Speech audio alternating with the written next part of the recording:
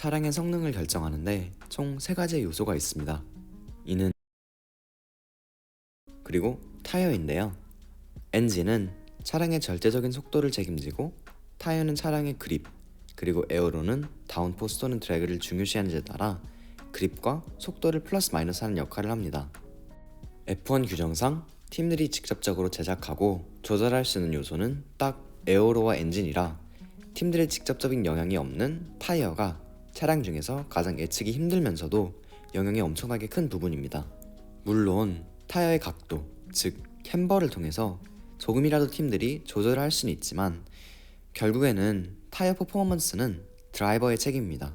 타이어의 절대적인 목표는 일단 차량에게 러버를 통해서 그립감을 주는 것인데, 타이어를 사용할수록 러버가 점점 닳으면서 타이어가 제공할 수 있는 그립이 떨어지므로 랩타임 또한 느려지게 됩니다. 그리고 결국 적정량의 그립을 전달하지 못할 경우 타이어를 교체하게 되는 것인데요.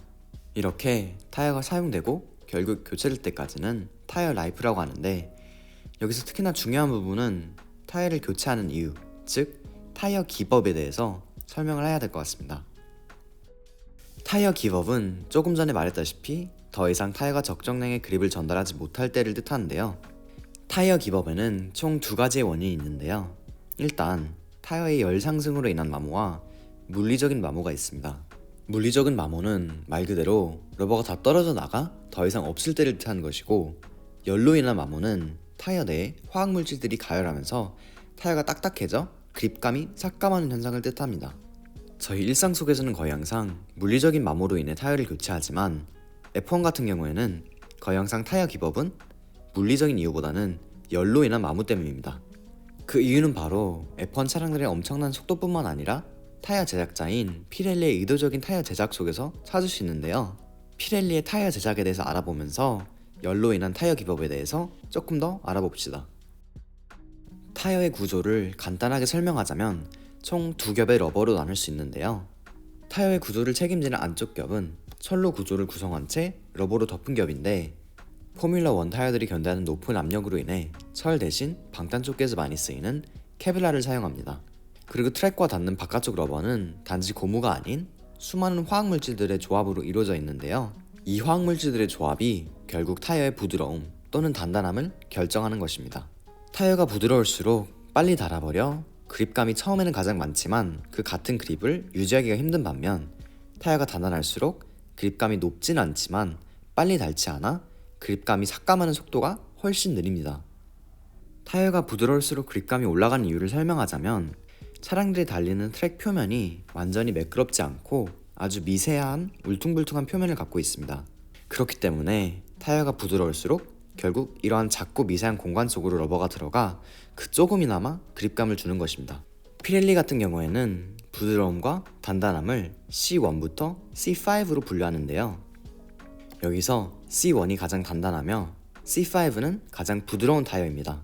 피렐리는 총 5부류의 타이어 중에 트랙 컨디션에 맞는 타이어 총 3개를 트랙마다 맞춰 제공하는 것입니다. 이 3개의 타이어 중에서 가장 단단한 타이어를 하드 타이어라 칭하고, 가장 부드러운 타이어를 소프트, 그리고 그 가운데에 위치한 타이어를 미디움 타이어라고 칭하는 것입니다.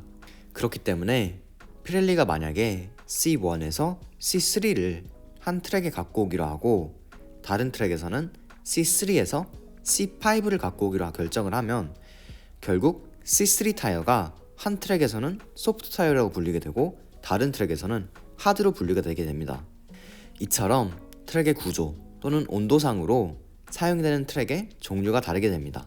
피렐리 또한 규정상 경기가 펼쳐지기 몇 개월 전에 C1, C5 중에 어느 3개를 사용할지에 대해 발표를 해야 할 만큼, 만약에 이상기후로 인해 트랙이 생각보다 춥거나 뜨거우면 타이어 오버히팅에 대한 문제가 생길 수도 있습니다. 흔히 오버히팅이 타이어 수명에 좋지는 않다는 걸 알지만 정확히 왜 그런지에 대해서는 잘 모르시는 분들이 많더라고요. 타이어는 전에 말했다시피 고무와 여러가지 화학물질의 조합으로 이루어져 있는데요. 이는 열 또는 압력을 가했을 때 타이어 내에서 화학 반응이 일어나면서 타이어의 물질적인 특성 또한 바뀌게 되는 것입니다. 타이어 제작 과정에서도 여러 번 열과 압력이 가해지는데, 이렇게 높은 온도로 열을 가하는 것을 영어로 히트 사이클이라 합니다. 타이어가 히트 사이클을 경험할 때마다 타이어는 조금씩 더 가왕하면서 더욱더 단단해져 타이어와 트랙면의 마찰력 또한 감소하게 되는 것입니다. 이를 다르게 말하자면 그립감이 상실하게 된다는 것이죠. 피렐리는 제작 과정에서 타이어를 완전히 가왕시키지 않고 팀들에게 전달을 합니다. 결국 타이어가 어떻게 히트 사이클을 경험할 것인지와 총 몇 번 그리고 얼마나 심하게 이를 경험할 것인지에 대해서는 결국 드라이버와 레이스 전략팀이 책임을 지는 것입니다. 드라이버가 또한 주의해야 할 점은 타이어마다 가장 적정량의 그립을 주는 온도가 있는데 이 온도를 유지하면서도 히트 사이클에 대해 주의를 해야 하는 것입니다. 흔히 세이프티카를 있을 때 드라이버들이 차량의 방향을 오른쪽 왼쪽으로 계속 왔다 갔다 하는 것을 보셨을 텐데 이 또한 타이어의 온도를 유지하기 위해서입니다. 그러나 이 세상에서 완벽하게 타이어의 적정 온도를 유지하면서 히트 사이클들을 조심히 가해주는 드라이버는 세상에 없죠. 오버테이킹을 시도하거나 오버테이킹에 대해서 수비를 하는 등등 가끔씩 타이어의 인생을 고통스럽게 만들어줄 때가 있습니다. 그러나 이럴 때 타이어가 가왕해서 그립이 삭감할 뿐만 아니라 또 다른 이유가 있습니다. 일단 가장 흔한 현상은 타이어 그레이닝인데요. 만약에 타이어의 바깥쪽 겹이 안쪽 겹보다 빨리 가열됐을 때 코너링을 하면 타이어의 표면에 작은 결들이 생기게 되는 현상입니다. 조금 전에 말했다시피 타이어 표면이 뜨거워지면서 트랙 표면에 있는 작은 공간들로 들어가면서 그립을 주는데 이제 특히나 코너에서 생기는 횡력으로 인해 표면의 러버를 변형시키게 되는 것입니다. 이러한 작은 결들이 결국 타이어가 트랙 표면과 닿는 면적을 감소하면서 타이어의 그립감 또한 떨어지게 되는 것입니다. 보시면 검정색 줄들이 이제 그레이닝으로 인한 결들이며 트랙과 닿지 않는 타이어의 면적을 표현하기도 합니다. 약간의 과장이긴 하지만 보시는 만큼 하나하나의 결들이 아주 작은 그립 척감을 뜻하는 만큼 그레이닝이 심하게 일어났을 시에는 전체적으로 큰 그립 상실로 결과할 수도 있습니다.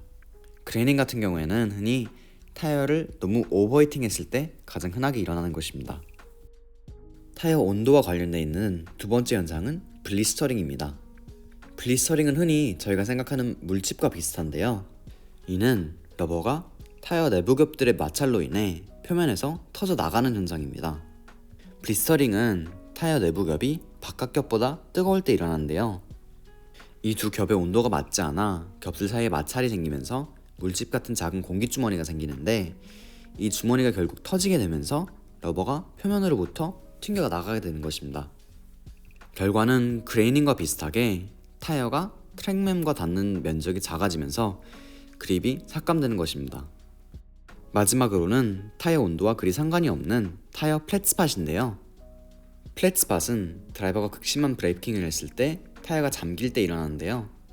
타이어가 잠기게 되면서 결국 타이어 면적의 작은 공간만 엄청난 양의 마찰을 받게 되면서 타이어 표면이 납작하게 되는 현상입니다. 이로 인해 타이어는 더 이상 둥글지 않아 드라이버가 느끼는 진동뿐만 아니라 그립감 또한 플랫스팟이 표면을 닿을 때마다 갑자기 사라지게 되면서 차량이 조절하기 힘들어질 뿐만 아니라 차량의 안전성 또한 떨어지게 됩니다.